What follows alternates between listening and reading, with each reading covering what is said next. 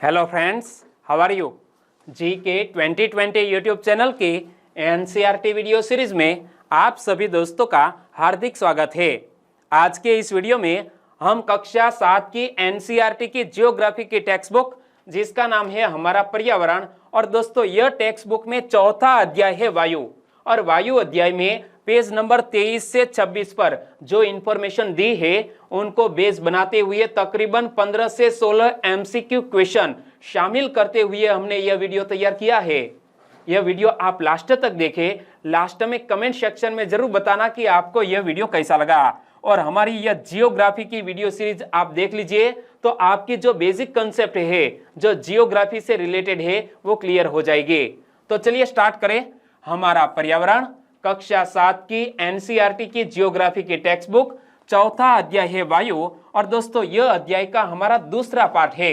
कल हमने यह वीडियो का पहला पार्ट आपको बताया था। ओके, अभी तक आपने नहीं देखा है तो पहला पार्ट देख लीजिए। ओके, चलिए स्टार्ट करें। आओ कुछ करके सीखे। यह टाइटल से यह अध्याय में एक एक्टिविटी दी गई है कि स्थानीय समाचार पत्र से 10 दिन की मौसम रिपोर्ट लिखे एवं मौसम में बदलाव का अवलोकन करें। यानी कि स्टूडेंट्स को एक एक्टिविटी दी गई है कि स्थानीय जो समाचार पत्र है तो समाचार पत्र में छपी मौसम संबंधी रिपोर्ट 10 दिन की आपको कलेक्शन करनी है और एनालिसिस करना है कि क्या बदलाव आया है मौसम में। मौसम एवं जलवायु, क्या आज वर्षा होगी, क्या आज दिन साफ होगा और धूप निकलेगी। कितनी ही बार हमने क्रिकेट प्रेमियों के मुंह से एक दिवसीय मैच के भविष्य पर अनुमान लगाते हुए सुना होगा। यदि हम कल्पना करें कि हमारा शरीर एक रेडियो है और मस्तिष्क उसके स्पीकर, तो मौसम वह है जो इसके नियंत्रण बटनों से छेड़छाड़ करता रहता है। यानी कि हमें एक एग्जाम्पल के जरिए यहां मौसम के बारे में समझाया गया है। आपने भी यदि T20 मैच है, मान लीजिए कि भारत और इंग्लैंड का T20 मैच है, तो क्या आज के दिन में वर्षा होगी, मौसम कैसा रहेगा, ऐसा कुछ हमने क्रिकेट प्रेमियों के मुंह से सुना भी होगा। तो देखो, क्या आज वर्षा होगी, क्या आज दिन साफ होगा, आज धूप निकलेगी। कितनी ही बार हमने क्रिकेट प्रेमियों के मुंह से एक दिवसीय मैच के भविष्य पर अनुमान लगाते सुना होगा। यदि हम कल्पना करें कि हमारा शरीर एक रेडियो है और मस्तिष्क उसके स्पीकर, तो मौसम वह है जो इसके नियंत्रण बटनों से छेड़छाड़ करता रहता है। मौसम वायुमंडल की प्रत्येक घंटे तथा दिन प्रतिदिन की स्थिति होती है। दोस्तों मौसम क्या है? वायुमंडल की प्रत्येक घंटे तथा दिन प्रतिदिन की स्थिति होती है। आर्द्र एवं गर्म मौसम किसी को भी चिड़चिड़ा बना सकता है। अच्छा हवादार मौसम हमें आनंद देता है और हम घूमने की योजना भी बना सकते हैं। दोस्तों यदि आर्द्र एवं गर्म मौसम है तो किसी भी व्यक्ति को चिड़चिड़ा बना सकता है, लेकिन अच्छा या हवादार मौसम है तो हमें यह मौसम आनंद देता है और हम घूमने की योजना भी बना सकते हैं। मौसम नाटकीय रूप से दिन प्रतिदिन बदलता है, किंतु दीर्घ काल में किसी स्थान का औसत मौसम उस स्थान की जलवायु बताता है। दोस्तों यहाँ जलवायु क्या है या मौसम क्या है, दोनों के बीच में डिफरेंस क्या है वो हमें पता चल गया कि मौसम एक दिवसीय कैसा मौसम है, एक दिवस का जो भी गर्म है या तो बारिश होने वाली है, ऐसी कुछ संभावना एक दिन की होती है, इसे हम मौसम कहते हैं। किंतु दीर्घ काल में किसी स्थान का औसत मौसम उस स्थान की जलवायु बताता है। क्या अब आप समझ गए कि हम मौसम का दैनिक पूर्वानुमान क्यों करते हैं? चलिए जो इंफॉर्मेशन मैंने आपको बताई, अब पहला क्वेश्चन आपकी स्क्रीन पर है। मैं आपसे 15 से 16 क्वेश्चन पूछने वाला हूं और आपका यदि 12 से 13 आंसर सही हुए तो आपका ध्यान स्क्रीन पर था, वो मुझे पता चल जाएगा। ओके, वायुमंडल की प्रत्येक घंटे तथा दिन प्रतिदिन की स्थिति को क्या कहते हैं? दोस्तों यह शॉर्ट टर्म की अवधि है, यानी कि वायुमंडल की प्रत्येक घंटे तथा दिन प्रतिदिन की स्थिति को क्या कहते हैं? मौसम कहते हैं। सही आंसर है ऑप्शन ए। लेकिन ऐसा क्वेश्चन एग्जामिनेशन में आए तो कि दीर्घ काल में किसी स्थान का औसत मौसम उस स्थान की क्या बताता है? तो दोस्तों यह दीर्घ काल में किसी स्थान का औसत मौसम उस स्थान की जलवायु बताता है। सही आंसर है ऑप्शन बी। आगे दोस्तों तापमान की बात करें तो आप प्रतिदिन जिस तापमान का अनुभव करते हैं वह वायुमंडल का तापमान होता है। वायु में मौजूद ताप एवं शीतलता के परिमाण को तापमान कहते हैं। तो दोस्तों यहाँ तापमान का अर्थ स्पष्ट किया गया है कि वायु में मौजूद ताप एवं शीतलता के परिमाण को क्या कहते हैं? तापमान कहते हैं। और तापमान दोस्तों कौन से उपकरण द्वारा मापा जाता है? तो थर्मोमीटर के द्वारा तापमान का मापन किया जाता है। वायुमंडल का तापमान केवल दिन और रात में ही नहीं बदलता बल्कि ऋतुओं के अनुसार भी बदलता है। शीत ऋतु की अपेक्षा ग्रीष्म ऋतु ज्यादा गर्म होती है। तो दोस्तों हमारा जो टेम्परेचर है वो केवल दिन और रात में ही नहीं बदलता, लेकिन ऋतुओं के अनुसार भी यह टेम्परेचर बदलता रहता है। जैसा कि ग्रीष्म ऋतु में टेम्परेचर हाई होता है, लेकिन यह शीत ऋतु में विंटर सीजन में टेम्परेचर लो हो जाता है। तो वायुमंडल का तापमान केवल दिन और रात में ही नहीं बदलता बल्कि ऋतुओं के अनुसार भी बदलता है।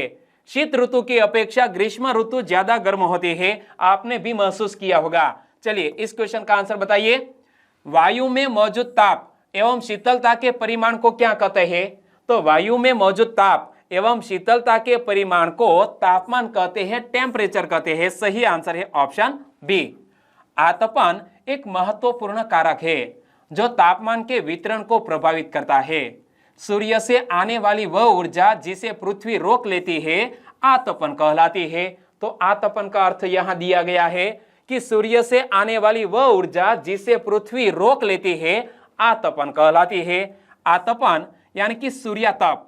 आतपन की मात्रा भूमध्य रेखा से ध्रुवों की ओर घटती है, इसीलिए तापमान उसी प्रकार घटता जाता है। मान लीजिए कि यह हमारा पृथ्वी है, तो पृथ्वी में यहाँ बीच में है भूमध्य रेखा, और भूमध्य रेखा से जैसे जैसे आप ध्रुवों की ओर बढ़ते जाएंगे तो यहाँ टेम्परेचर है वो कम होता जाएगा। तो आतपन की मात्रा भूमध्य रेखा से ध्रुवों की ओर घटती है, इसीलिए तापमान उसी प्रकार घटता जाता है। और यहाँ ध्रुवों पर पहुंचने से आपको यहाँ बर्फ भी दिखाई देगी। यहाँ की टेम्परेचर लो होने की वजह से यहाँ जो बर्फ जम जाती है यानी कि पानी जम जाता है। क्या अब आप समझ गए होंगे कि ध्रुव बर्फ से क्यों ढके हुए हैं? यदि पृथ्वी का तापमान अत्यधिक बढ़ जाता है तो वह इतनी गर्म हो जाएगी कि यहाँ कुछ फसलें नहीं उग सकेंगी। गांवों की अपेक्षा नगरों का तापमान बहुत अधिक होता है। क्या अब आपकी समझ में आ गया कि आखिरकार ध्रुव बर्फ से क्यों ढकी हुई है? यदि पृथ्वी का तापमान अत्यधिक बढ़ जाता है तो यह इतनी गर्म हो जाएगी कि यहाँ कुछ फसलें नहीं उग सकेंगी और गांवों की अपेक्षा नगरों का तापमान बहुत अधिक होता है। दिन के समय में एस्फाल्ट से बनी सड़कें एवं धातु और कंक्रीट से बने भवन गर्म हो जाते हैं।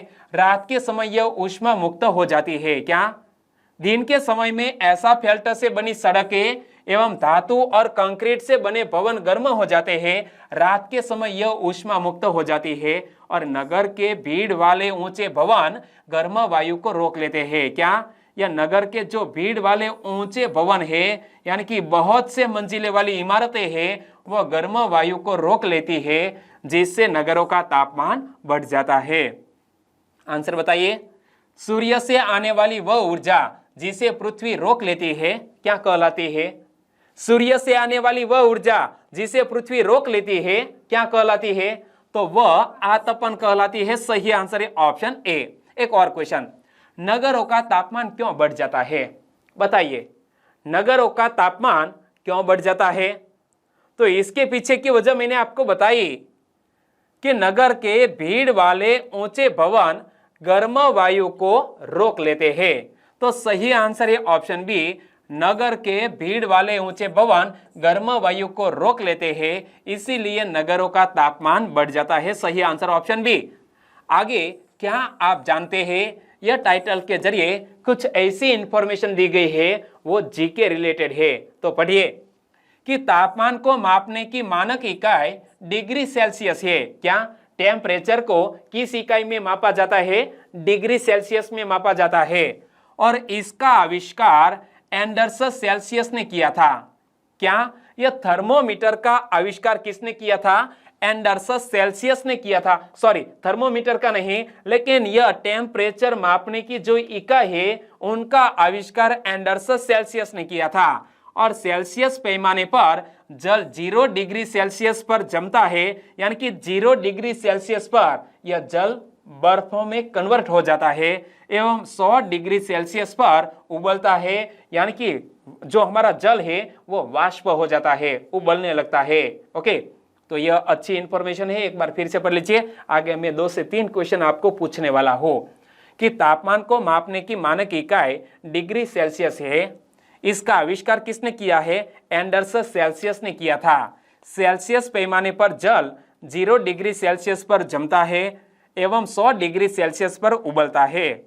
चलिए पहला क्वेश्चन, तापमान को मापने की मानक इकाई क्या है? तापमान को मापने की मानक इकाई क्या है? Degree Celsius. सही आंसर। एक और क्वेश्चन कि तापमान को मापने की मानक इकाई का आविष्कार किसने किया था? तापमान को मापने की मानक इकाई का आविष्कार किसने किया था?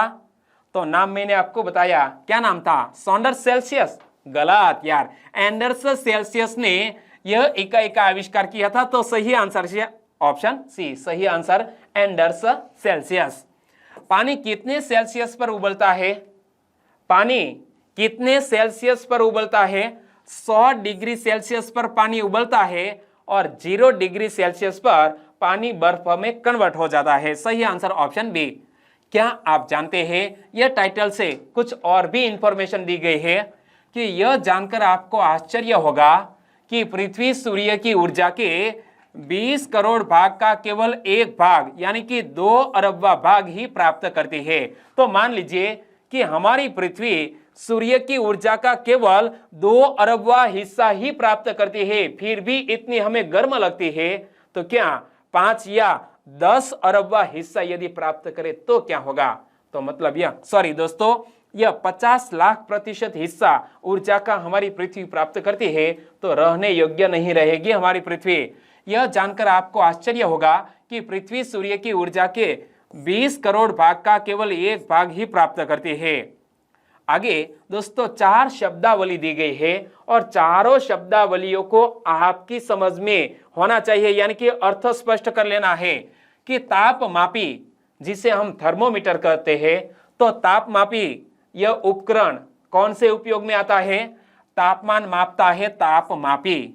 वायु दाब मापी, दोस्तों इसको इंग्लिश में क्या कहते हैं नीचे कमेंट सेक्शन में जरूर बताना। ओके, तो वायु दाब मापी का कार्य है वायु दाब मापना।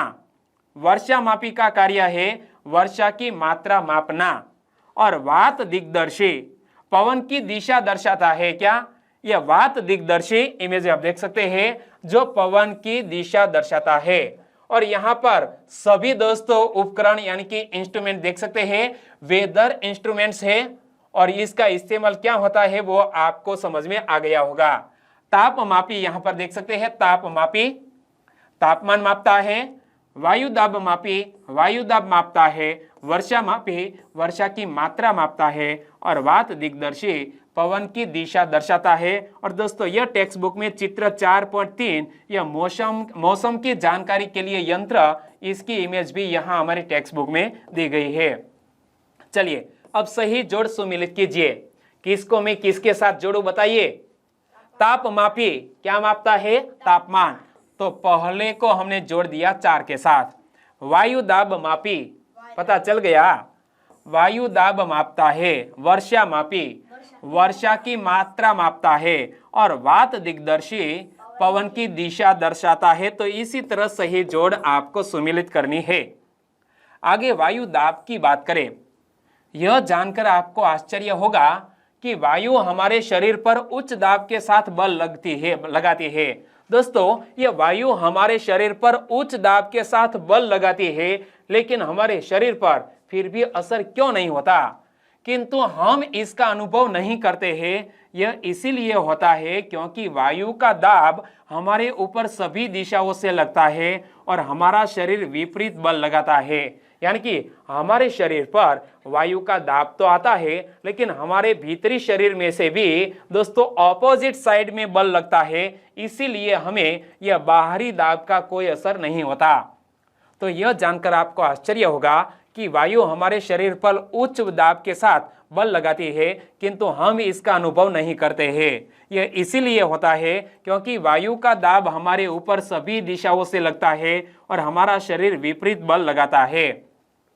पृथ्वी की सतह पर वायु के भार द्वारा लगाया गया दाब वायु दाब कहलाती है। क्या? यह पृथ्वी की सतह पर वायु के भार द्वारा लगाया गया दाब वायु दाब कहलाती है। और वायुमंडल में ऊपर की ओर जाने पर दाब तेजी से गिरने लगता है और समुद्र स्तर पर वायु दाब सर्वाधिक होता है और ऊंचाई पर जाने पर यह घटता जाता है। वायु दाब का क्षैतिज वितरण किसी स्थान पर उपस्थित वायु के ताप द्वारा प्रभावित होता है। अधिक तापमान वाले क्षेत्रों में वायु गर्म होकर ऊपर उठती है और यह निम्न दाब क्षेत्र बनाता है। निम्न दाब बादल युक्त आकाश एवं नम मौसम के साथ जुड़ा होता है। क्या? निम्न दाब बादल युक्त आकाश एवं नम मौसम के साथ जुड़ा होता है। यानी कि आपके किसी भी इलाके में यदि बारिश आने की संभावना है तो कैसा दोस्तों अनुमान लगाना चाहिए? यदि आपके आसपास में निम्न दाब की स्थिति पैदा हो जाती है तो आकाश है वो बादल युक्त हो जाएगा और नम मौसम है तो बारिश होने की पूरी संभावना है। एक बार फिर से पढ़ लो कि वायु दाब। यह जानकर आपको आश्चर्य होगा कि वायु हमारे शरीर पर उच्च दाब के साथ बल लगाती है, किंतु हम इसका अनुभव नहीं करते हैं।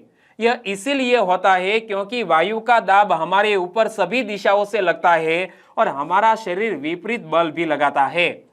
पृथ्वी की सतह पर वायु के भार द्वारा लगाया गया दाब वायु दाब कहलाता है। वायुमंडल में ऊपर की ओर जाने पर दाब तेजी से गिरने लगता है। समुद्र स्तर पर वायु दाब सर्वाधिक होता है और ऊंचाई पर जाने पर यह घटता जाता है। वायु दाब का क्षैतिज वितरण किसी स्थान पर उपस्थित वायु के ताप द्वारा प्रभावित होता है।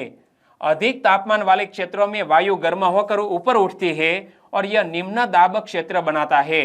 निम्न दाब बादल युक्त आकाश एवं नम मौसम के साथ जुड़ा होता है। आंसर बताइए, पृथ्वी की सतह पर वायु के भार द्वारा लगाया गया दाब क्या कहलाता है?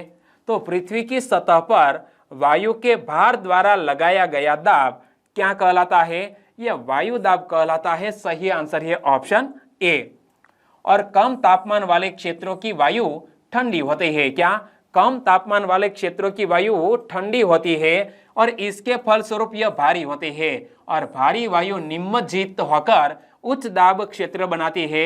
उच्च दाब के कारण स्पष्ट एवं स्वच्छ आकाश होता है और वायु सदैव उच्च दाब क्षेत्र से निम्न दाब क्षेत्र की ओर गमन करती है। यह याद रख लीजिए कि यदि हमारे यहाँ निम्न दाब की स्थिति पैदा हो गई है तो यह उच्च दाब क्षेत्र से हमारे यहाँ निम्न दाब वाले क्षेत्र में यह वायु गति करके आएंगे, यानी कि तेज रफ्तार से पवन आएगा और उनके साथ यदि बादल है और साथ साथ नम भी है तो बारिश होने की संभावना है।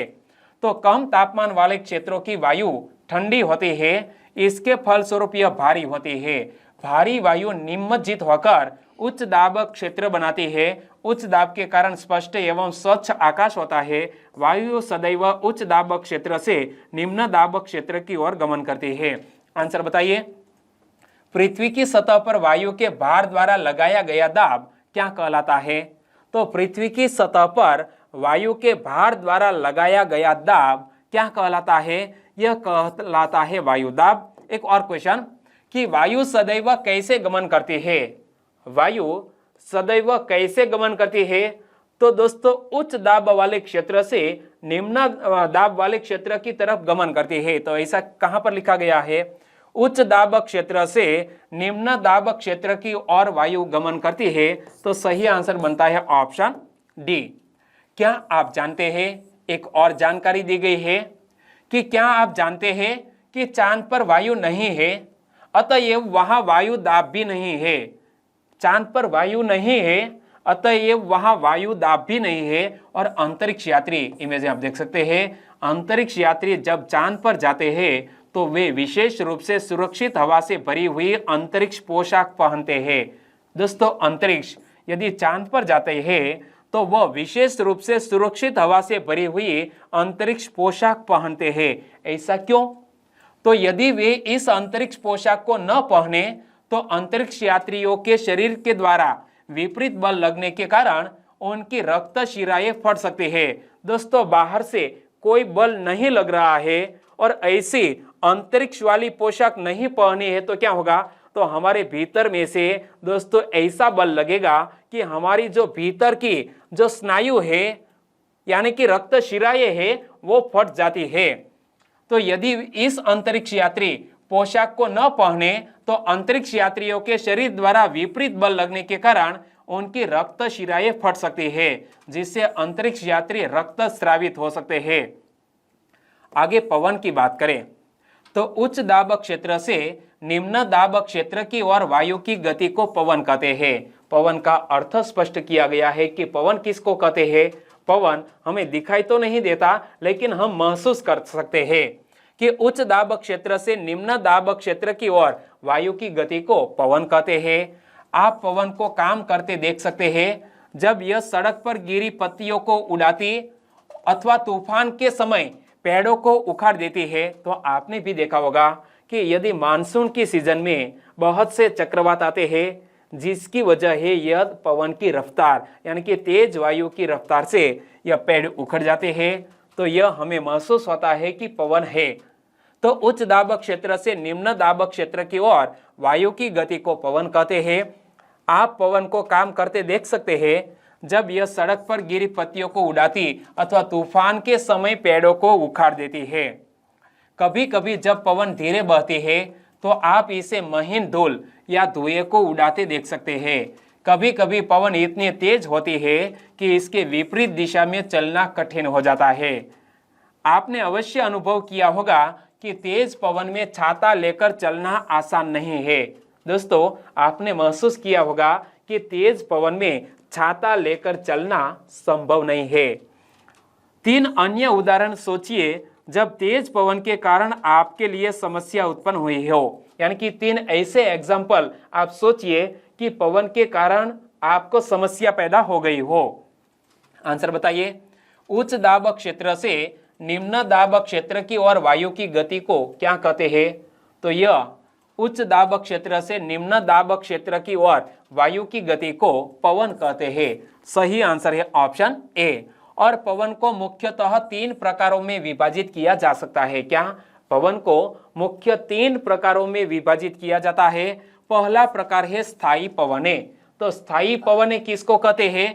व्यापारिक पश्चिमी एवं पूर्व पवने स्थायी पवने है। ये वर्ष भर लगातार निश्चित दिशा में चलती रहती है। क्या? स्थायी पवने। व्यापारिक पश्चिमी एवं पूर्व पवने स्थायी पवने है और ये वर्ष भर लगातार निश्चित दिशा में चलती रहती है। तो ये मौसमी पवने क्या है? ये पवने विभिन्न ऋतुओं में अपनी दिशा बदलती रहती है। उदाहरण के लिए भारत में मानसूनी पवने। दोस्तों हमारे भारत देश में यह मानसूनी पवने ही बारिश का कारण बनती है। क्या? ये पवने विभिन्न ऋतुओं में अपनी दिशा बदलती रहती है। उदाहरण के लिए भारत में मानसूनी पवने। दोस्तों भारत में मानसूनी पवने यहाँ अरब सागर से आगे बढ़ती हुई, केरल से आगे बढ़ती हुई यहाँ भारत में मानसून स्टार्ट करती है। और दोस्तों शीत ऋतु में क्या होता है? शीत ऋतु में इसकी ऑपोजिट पवने बहती है। तो यह मौसमी पवने ही हमारे भारत देश में मानसून का कारण है। तीसरा प्रकार है स्थानीय पवने। ये पवने किसी छोटे क्षेत्र में वर्ष या दिन के किसी विशेष समय में चलती है। उदाहरण के लिए स्थल एवं समुद्री समीर। क्या आपको भारत के उत्तरी क्षेत्र की गर्म एवं शुष्क स्थानीय पवन याद है? इसे लू कहते हैं। दोस्तों हमारे गुजरात और राजस्थान में यह ग्रीष्मकालीन ऋतु में क्या होता है कि गर्म एवं शुष्क स्थानीय पवने बहती है, जिसे हमारी भाषा में हम क्या कहते हैं? लू कहते हैं। चलिए अब आंसर बताइए कि पवन को मुख्यतः कितने प्रकारों में विभाजित किया जा सकता है? पवन को मुख्यतः 3 प्रकारों में विभाजित किया जा सकता है। सही आंसर ऑप्शन बी।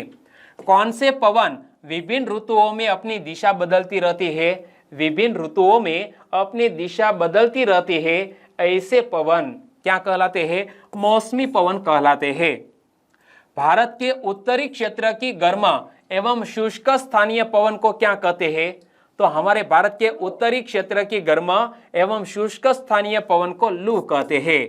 लेकिन यह पछुआ क्या है? आपके दिमाग में क्वेश्चन है ना, चलिए सॉल्व कर देता हूं।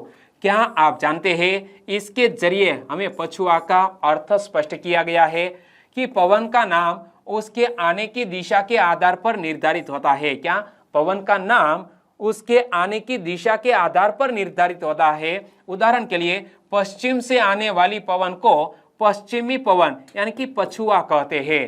तो हमारे भारत देश में पश्चिम से आने वाली पवन को क्या कहते हैं? पछुआ कहते हैं। तो ऐसा भी क्वेश्चन बन सकता है, कौन सी दिशा से आने वाली पवन को पछुआ कहते हैं? कौन सी दिशा से आने वाली पवन को पछुआ कहते हैं? पश्चिम दिशा से आने वाली पवन को पछुआ कहते हैं। आगे चक्रवात प्राकृतिक आवेश की बात करें, यानी कि दोस्तों यह अध्याय में एक चक्रवात आया था और चक्रवात की वजह से ओडिशा जिस तरह प्रभावित हुआ उनका पूरा एक आर्टिकल यहाँ हमें दिया गया है। मैं आपके सामने पढ़ता हूँ। देखो, भारत के पूर्वी समुद्री तट पर स्थित ओडिशा में बंगाल की खाड़ी से उठने वाले चक्रवात का खतरा बना रहता है। क्या दोस्तों? ओडिशा पर हमेशा खतरा बना रहता है चक्रवात का। क्यों? क्योंकि यहाँ ओडिशा के तट पर यहाँ बे ऑफ बंगाल है और यहाँ पर लो प्रेशर की वजह से यहाँ चक्रवात भी आते हैं और बारंबार बारिश भी होते हैं। तो भारत के पूर्वी समुद्री तट पर स्थित ओडिशा में बंगाल की खाड़ी से उठने वाले चक्रवातों का खतरा हमेशा बना रहता है। 17 से 18 अक्टूबर 1999 को राज्य के 5 जिलों में चक्रवात आया। 29 अक्टूबर 1999 को एक अन्य महाचक्रवात आया जिसने राज्य के एक बड़े भाग में तबाही मचाई और तबाही का कुछ वर्णन यहाँ दिया गया है। मुख्यतः पवन का वेग, वर्षा तथा ज्वारीय प्रोत्कर्ष से हानियां हुई। 260 किलोमीटर प्रति घंटे तक के वेग वाली पवन 36 घंटे से भी ज्यादा समय तक चलती रही। क्या? 260 किलोमीटर प्रति घंटे तक के वेग वाली पवन 36 घंटे से भी ज्यादा समय तक चलती रही और तीव्र वेग वाली इस पवन ने पेड़ों को उखाड़ दिया और कच्चे घरों को नष्ट कर दिया। इमेज में आप देख सकते हैं। अनेक औद्योगिक भवनों तथा अन्य घरों की छतें भी उड़ गई। विद्युत आपूर्ति एवं टेलीफोन लाइनें पूरी तरह से कट गई। चक्रवात के फलस्वरूप लगातार 3 दिनों तक भारी वर्षा होती रही और इस वर्षा के कारण ओडिशा की प्रमुख नदियों में बाढ़ आ गई थी। चक्रवाती पवनों के कारण उठी ज्वारीय तरंगे स्थल पर 20 किलोमीटर तक आ गई और फलस्वरूप तटीय क्षेत्रों में भयानक तबाही हुई। अचानक 7 से 10 मीटर ऊंची ज्वारीय तरंगे आई। क्या? अचानक 7 से 10 मीटर ऊंची ज्वारीय तरंगे आई, लहरें आई, जिसके कारण तैयार खड़ी धान की फसल पूरी तरह से नष्ट हो गई। 25 अक्टूबर 1999 को पूर्वी पोर्ट ब्लेयर के निकट थाईलैंड की खाड़ी में अवदाब के कारण यह चक्रवात उत्पन्न हुआ और यह धीरे धीरे उत्तरी पश्चिमी दिशा में आगे बढ़ता गया। गहन होकर इसने महाचक्रवात का रूप धारण कर लिया और 29 अक्टूबर को सुबह 10:30 बजे ओडिशा के इरेसामा एवं बालीकुडा के बीच के क्षेत्रों को प्रभावित किया। यानी कि यह चक्रवात यहाँ इरेसीमा एवं बालीकुडा के बीच टकराया था। इस महाचक्रवात ने भुवनेश्वर, कटक और 28 तटीय नगरों सहित ओडिशा के पूरे तट को बर्बाद कर दिया। इससे लगभग 130 लाख लोग प्रभावित हुए। बहुत बड़ी संख्या में पशुओं की मौत भी हो गई थी। धान, सब्जियों एवं फलों की खड़ी फसलों का भारी नुकसान हुआ। ज्वारीय प्रोत्कर्ष से उत्पन्न हुई लवणता के कारण कृषि योग्य विशाल भू क्षेत्र अनउपजाऊ हो गया और साल, सागवान एवं बांस के बागान वाले विशाल भू क्षेत्र नष्ट हो गए। पारादीप एवं कोणार्क के बीच स्थित मैंग्रोव के जंगल भी लुप्त हो गए। चलिए इस क्वेश्चन का आंसर बताइए कि 17 से 18 अक्टूबर 1999 को किस राज्य में आए चक्रवात ने भारी तबाही मचाई थी? तो यह चक्रवात आया था ओडिशा में, जिसका वर्णन मैंने आपके सामने किया। तो यहाँ यह अध्याय के दूसरे पार्ट को हम खत्म करते हैं और तीसरे पार्ट में जो कुछ बाकी है उनकी चर्चा करेंगे और अभ्यास के क्वेश्चन की भी चर्चा करेंगे। तो कल मिलते हैं तीसरे पार्ट में। आपका दिन शुभ रहे। टेक केयर एंड जय हिंद।